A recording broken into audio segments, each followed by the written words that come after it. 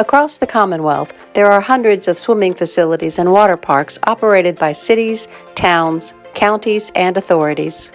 While providing a welcome relief for citizens from the hottest days of the summer, aquatics facilities also come with a variety of risks. Nova Parks operates 5 water parks throughout Northern Virginia. Risk Manager Derric Bolton says that lifeguard training is the foundation of their aquatics program. If you're operating a public swimming facility or water park, the foundation of your operation should be built on the lifeguard training program in use. Each park within the system contains different water elements guards need to be mindful of. In those water parks, we have elements anywhere from wave pools, water slides, speed slides, top pools, play pools, splash pads, you name it, we got it. In order to manage and operate these facilities, we have to train anywhere from 200 to 225 lifeguards per season. Nova Parks employs an aquatic safety officer, Evelyn Mitchell, who oversees the program. Our lifeguards are all trained through the ILTP, through Jeff Ellis and Associates. We are trained through the International Lifeguard Training Program, which is essentially a 3 or 2 day course that is sometimes paired with some online e-learning. We've got some modules that you can't skip through, you can't take an easy way out. You have to test out on your skills, make sure that you are ready to go up into the stand. There's a written exam at the end of it all, and we have to feel 100% confident that if we put you in that stand, you can keep our guests and our facilities safe. You take it one step further and incorporate the Ellis and Associates CART program. It takes a look at your facility from a deeper risk management perspective, take into account not just guest safety, but also staff safety, as well as safe aquatic operations. Bolton also noted other options that may work better for smaller public entities. Another program that a lot of other entities use is the American Red Cross program. It's a little more basic, stripped down. It's economically more feasible for some smaller jurisdictions. But again, the content and the information is good.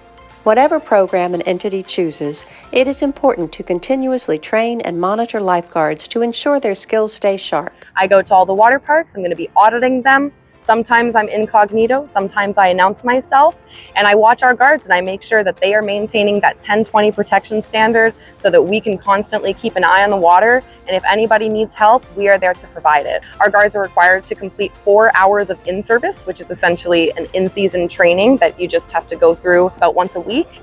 And those 4 hours of in-service account for your entire month, making sure that your skills are kept at a test-ready level.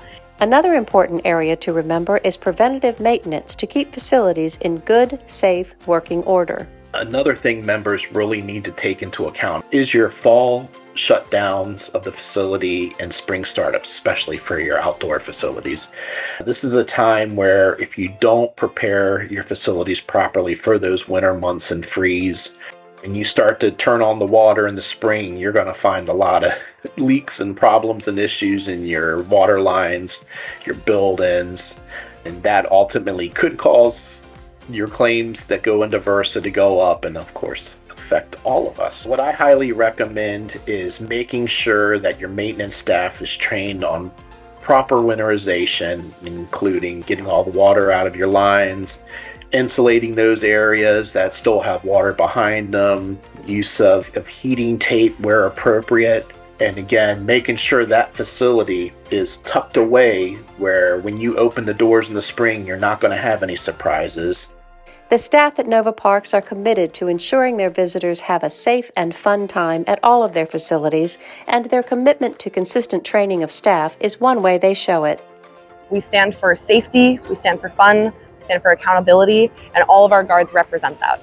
When preparing to open or close your public swimming facility or water park, there are several considerations to take to prevent injuries or property damage. Inspect the facility for hazards that could contribute to slips, trips, and falls. These could include hoses, pool equipment, or other objects. Enforce safety rules to minimize injuries. Identify the required protections for your employees when utilizing chemicals and conduct regular safety training, including safe handling and storage, and use of personal protective equipment. Conduct regular inspections of all walking and working surfaces to include stairs, platforms, and ladders. Update emergency action plans and response procedures.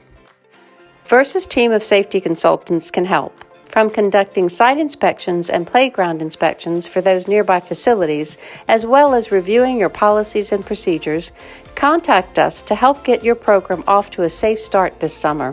To learn more, visit our website at www.versa.us.